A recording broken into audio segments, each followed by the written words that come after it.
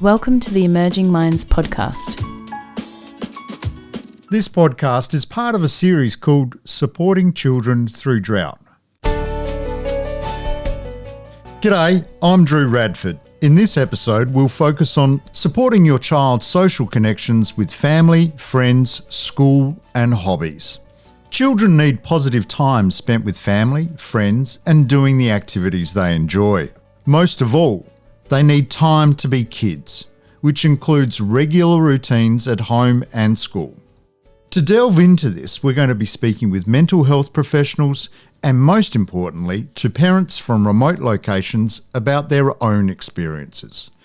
One of whom is Kirsty, who's from a property in the far north of South Australia, an isolated location that requires a lot of effort when it comes to socialising. Even though we're very remote, we'll go to a gymkhana or a bronco branding or come down like for a conference or something, and when that happens, because there's lots of people doing the same thing, they don't just mingle with a child the same age, they're mingling with children from newborns through to adults pretty well. So there's not that line between, kids just hang out with their same year groups. But we go to a lot of events and, it's just making the effort to give the opportunities to the kids to actually socialise. And technology's played a massive part in improving that now. Like, we don't have huge internet and data to use, but not very often. But the kids do have the opportunity to FaceTime a friend and they sit on there and change faces and giggle. And it's all that sort of, so you can actually see the person. But also with School of the Air, it's all online now. So they often do see the person like on screen. So even though it's through a computer, they still have a lot of interaction with other kids. Thanks, Kirsty. That's a really good picture of how all the age groups mix in together when they do get those few opportunities to socialise. To discuss this further, I'm joined in the Emerging Minds studio by psychologist Dr. Andrea Baldwin. Andrea, thanks for your time. And in terms of those social connections with family and friends, how important is that for infants and really young children? Drew, it's really important. Babies and young children learn how to be social beings through socialising with other people from early on. So Kirsty talked about the importance of seizing those opportunities to get together with other people when you can. If you are very isolated, as she said, you can use technology to connect with grandparents, other family, friends, community, School of the Air, kindy. Don't forget, you can also still use snail mail. So young children love making cards, writing actual letters, doing artworks to send to people, and they love getting things in the mail themselves. And sometimes you need to be a bit creative about what does socialisation mean? How do you help them socialise? So reading books with them and telling stories with them is another way to broaden their range of social experiences, because they get to identify with characters and situations that they might not have experienced themselves. So if you Google Birdie's Tree, Birdie with an IE, there's a website there with books and games that help support young children and families going through tough times, including drought. And don't forget also pets and animals and favourite toys. Children will have tea parties with their toys. All of these are ways that they practice social behaviour and social connections. Andrea, what are some ways a parent can include regular routines with children in this age group? Well, Drew, young children really benefit from routines, from having some structure in their day and some familiar routines that they can rely on. They like to have some sense of what's going to happen in the day and what's going to come after what. It can actually be really difficult to maintain routines during drought because there can be unexpected demands and changes for the family. So maybe parents are working long hours, maybe one parent has to work away or relocate with the children. Any of these disruptions can be quite confusing and upsetting for babies and young children who don't fully understand what's going on. So as well as the open conversations that we've talked about in previous podcasts, spending time together and tuning into how they're feeling, one thing that parents can do that really helps them is to maintain some routines that help them feel life has some predictability, that things make sense, they're not chaotic. So trying to have regular times in the day for meals, for nap time, active play, quiet play, and bedtime, bath time, rituals like washing your hands before meals, putting toys away after playing.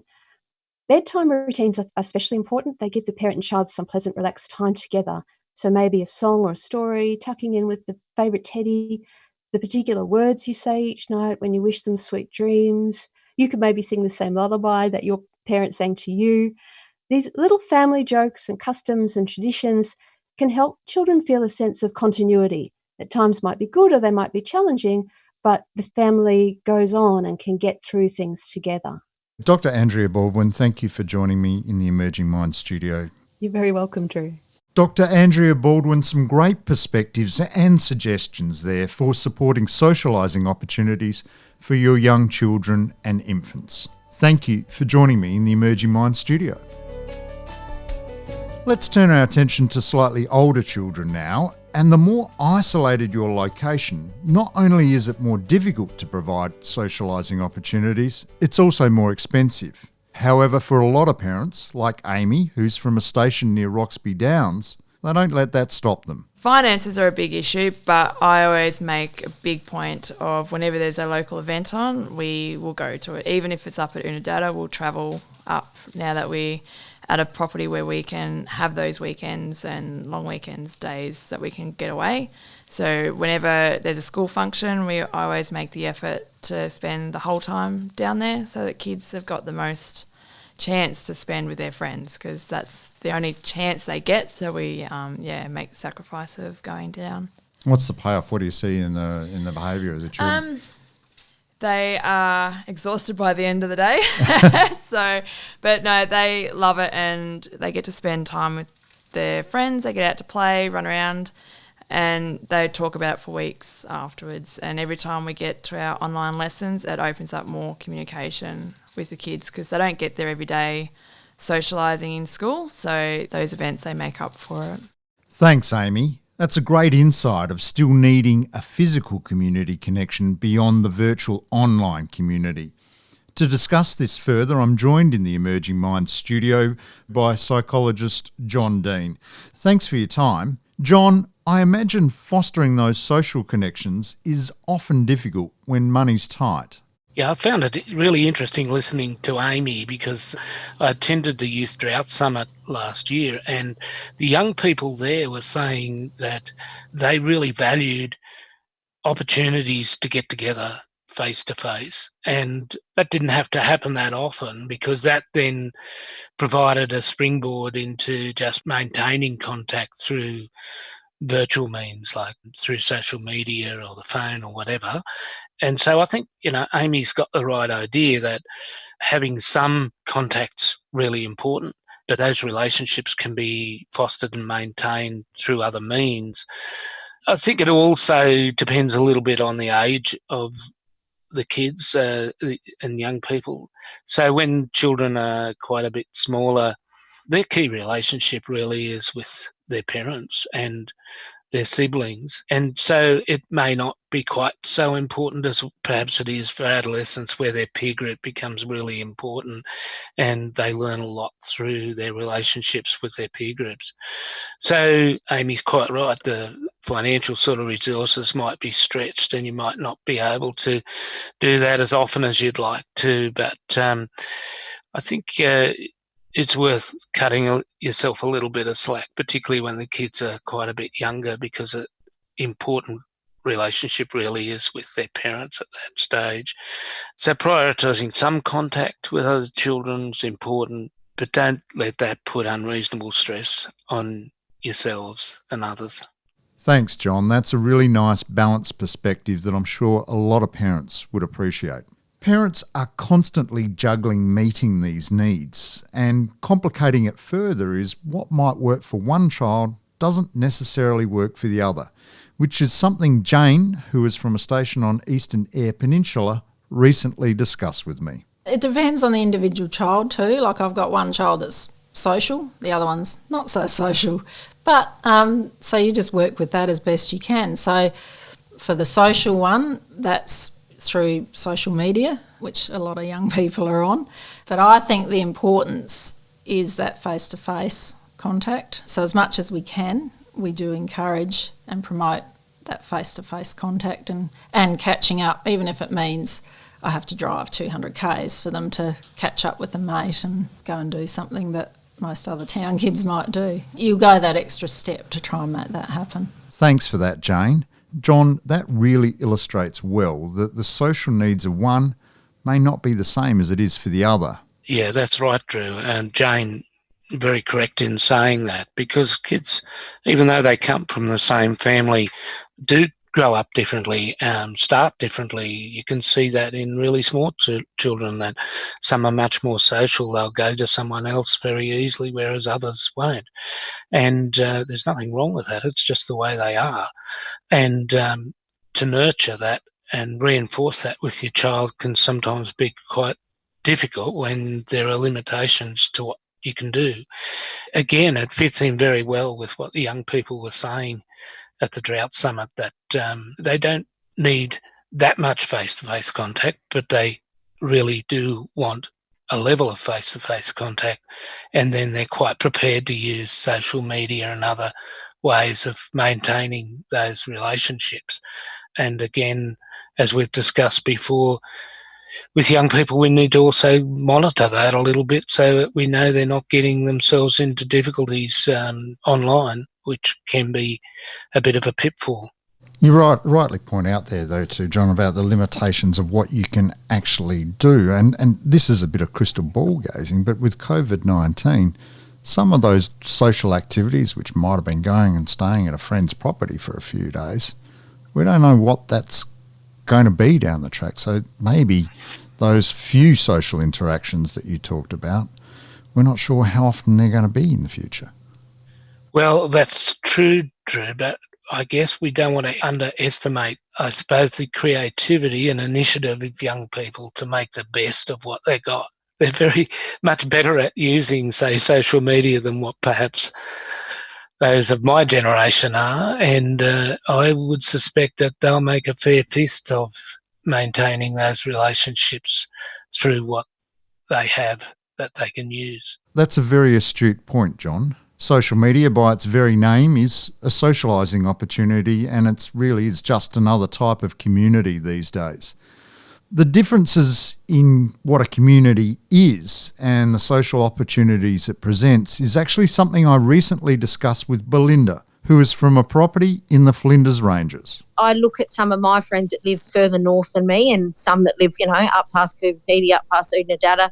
They have different opportunities than us. So in our area, there's not the big, small community gatherings like there is in, say, William Creek, Unadada, where they often have their gymkhanas and their bronco brandings. I think their sense of community is probably different to ours because they have to make that effort, otherwise they would see nobody. Whilst we try to socialise, I think small country towns tend to sometimes have different groups of people, and you tend probably not to socialise outside of your small group of friends or your small sporting team or whatever. Whereas when you live in the wider outback, I think everybody becomes part of that community. John, it's a great description from Belinda that even though communities may look different, they're still communities, and that's what counts. Yeah, well, I think the common denominator there, Drew, is that community is important to everybody, no matter what it might look like. And my experience would be that smaller communities in rural and remote locations have actually changed quite a bit over the last couple of decades and often include much more diverse people within those communities. But when I've engaged with young people around their experience of drought and living in smaller communities, they talk to me about how safe they feel in those communities. There's safety in, I suppose, being able to predict what the communities are like, but also safety in just knowing everybody. I've had young fellas tell me it's great that the police officer knows them by their first name. I'm not sure that I would have thought that was great, but they do.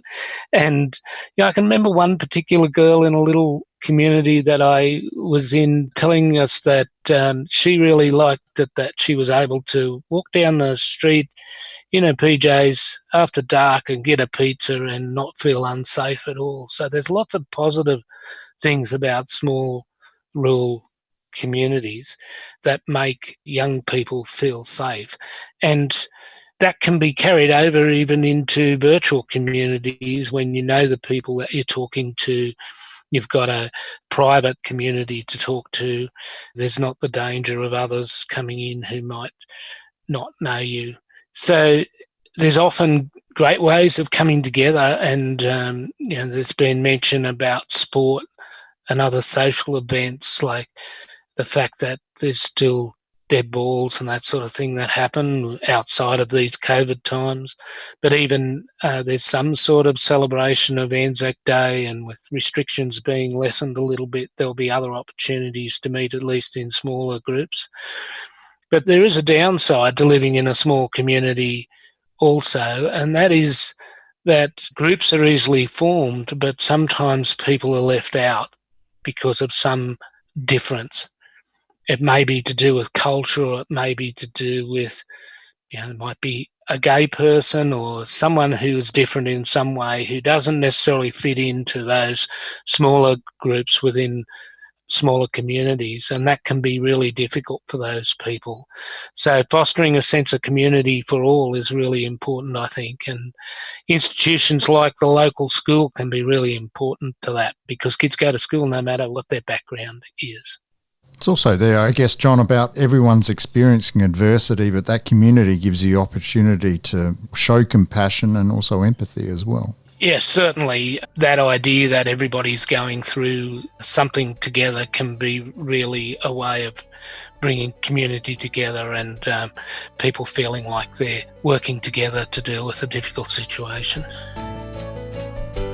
Psychologist John Dean, thank you very much for sharing your insights on the importance of supporting your children's social connections. Drew, I think it's really important that young people develop socially, so that's an important topic. If this podcast brings up any difficult emotions for you, please reach out to someone you can talk to or call LifeLine on 131114 or the Beyond Blue support service on 1300 22 4636 at any time. Thank you for joining us for our Supporting Children Through Drought podcast series. This podcast series has been made possible by funding from Country South Australia Primary Health Network and in collaboration with Parents from Isolated Children's Parents Association SA branch, Remote Isolated Children's Exercise, Queensland Centre for Perinatal and Infant Mental Health in Children's Health Queensland Hospital, and Health Service and School Link and Got It programs, and New South Wales Health Murrumbidgee Local Health District. Brought to you by the National Workforce Centre for Child Mental Health, led by Emerging Minds. The National Workforce Centre for Child Mental Health is funded by the Australian Government Department of Health under the National Support for Child and Youth Mental Health program. Visit our website at www.emergingminds.com.au